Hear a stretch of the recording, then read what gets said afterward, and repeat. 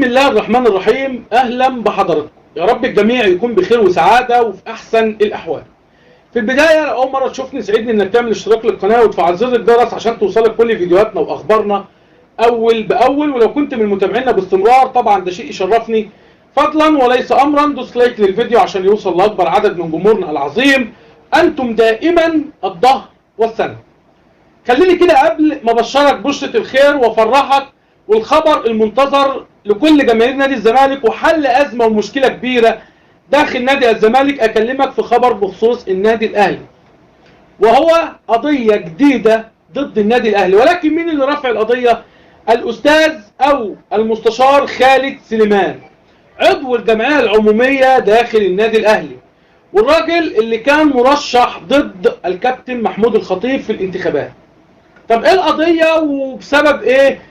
الراجل رفع دعوة في المحكمة الرياضية بيحتج او بيطعن على بعض البنود واللوائح بخصوص الجمعية العمومية. بمعنى بيقول ان الكابتن محمود الخطيب عمل اجتماع لاعضاء الجمعية العمومية، والراجل جه مسك الميكروفون، كابتن محمود الخطيب مسك الميكروفون وحيا الجمعية العمومية وشكر الجمعية العمومية وقال كلمتين ولمدة 5 دقايق بالظبط، وبعد كده سلم المايك او سلم الميكروفون للجهة الادارية ان هم يكملوا. فالراجل بيقول ان الكلام ده مخالف للوائح والقوانين. يعني ايه؟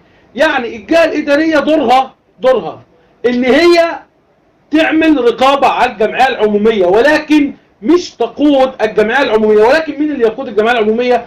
هو رئيس النادي الاهلي. ده كلام الاستاذ خالد سليمان. طيب الخبر الثاني هو بخصوص كهرباء. الاستاذ ابراهيم المنيسي وكل الاعلام اللي هو بيتكلم باسم النادي الاهلي قال لك ان جمهور الزمالك واخد المساله بخصوص كهرباء تكافل وكرامه وتريقه والكلام من ده عشان التقسيط، وكهرباء مش عارف ايه، وكهرباء كذا وكهرباء كذا.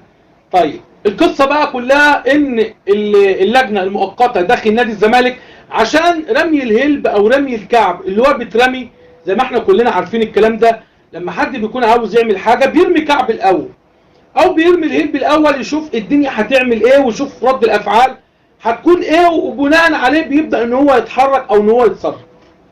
عشان بس الناس تريح نفسها ومحدش يفكر في اي حاجه غير ان كهرباء هيدفع الغرامه كامله، اللجنه المؤقته داخل نادي الزمالك قررت عدم تقسيط غرامة كهرباء حتى لو تم تواصل، بسبب طبعا رد افعال جمهور نادي الزمالك على الميديا، وقال لك لا لتقسيط غرامة كهرباء كده كده قدامه مهله لحد يوم 7 اكتوبر، دفع اهلا به ما دفعش كده كده هيفوق في 6 شهور، وكده كده كهرباء هيدفع. وكمان جمهور الزمالك غضبان بسبب الكلام اللي طلع وسبب الكلام اللي اتقال ان احنا واخدين القصه كانها تكافل وكرامه وتريقه على جمهور نادي الزمالك. فموضوع كهرباء باب واتقفل، واللجنه اللي داخل نادي الزمالك رفضت نهائيا فكره تقسيط غرامه كهرباء حتى لو تم تواصل، عشان عارف ان في ناس هتدخل ترد يقول يا عم هو احنا رحنا، هو احنا مش عارف ايه، هو احنا. الكلام طالع من عند الاهلي على فكره، الكلام كله طالع من عند الاعلام بتاع النادي الاهلي، هم اللي قالوا الكلام ده مش احنا والله العظيم.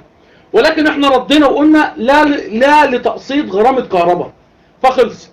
ايه هو الخبر المنتظر والخبر اللي كل جمهور نادي الزمالك مستنيه؟ فاكرين لما خرجت من كام يوم وقلت لكم بشرى لكل جمهور الزمالك رفع الحجز على صيد نادي الزمالك، والكلام يعني يعتبر رسمي ولكن لسه ما تمش الاعلان عنه؟ طيب اللجنه المؤقته داخل نادي الزمالك برئاسه اللواء حسن موسى، قلت لكم ان قعد مع وزير الماليه وتواصلوا لحلول وخلاص، كان فيه بوادر موافقه وكلام من ده. الموضوع منهي، الليله خلصت خلاص، وبدايه من عند مصلحه الضرائب. مصلحه الضرائب ولو يكن مثلا في مثلا 10 قروش في الحساب اللي محجوز عليه داخل نادي الزمالك، مصلحه الضرائب هتاخد مثلا 3 قروش، وال7 قروش اللي فاضلين هياخدهم نادي الزمالك، واتفقوا على جدولة الفلوس اللي باقيه. فانا شايف ان ده خبر كويس وخبر يعني هيحل مشكلة كبيرة داخل نادي الزمالك، زائد ان شاء الله قبل نهاية الاسبوع ده ما ينتهي رفع القيد عن نادي الزمالك هيكون تم، ونقدر نعمل صفقتين او 3 صفقات اللي اتكلم عنهم اخوان كارلوس اوسوريو باذن واحد احد، وتبقى الامور يعني تمام، ويبقى ان بدأنا نطلع لبر الامان. ولكن كل اللي اقدر اقوله لك ان نادي الزمالك ان شاء الله في طريقه للسكة السليمة، او في طريقه لبر الامان. انا كل اللي طالبه برضه، لاني بشوف كلام كتير على السوشيال ميديا، جمهور الزمالك لسه منقسم. يا جماعة ما تدعموش اشخاص، من فضلكم ادعموا نادي الزمالك بس. يعني انا بجد انا بحزن لما بشوف الكلام ده على السوشيال ميديا. محدش بيعمل كده الا احنا. الله اعلم بقى دول جماهير الزمالك ولا دول ناس مسقوقه ولا ايه بالظبط. يعني لو انت زملكاوي بجد عمرك ما هتهد في نادي الزمالك، عمرك ما هتدعم اي شخص الا لو كان شغال لصالح نادي الزمالك بس. ده خلاصة الكلام. وفي النهايه بتمنى من كل اخواتي طبعا يشاركوني برايهم في التعليقات على المواضيع اللي اتكلمت فيها، ودعمونا بلايك للفيديو عشان يوصل لاكبر عدد من جمهورنا العظيم. حياتي لحضراتكم جميعا، اسيبكم في حفظ الله وامانه.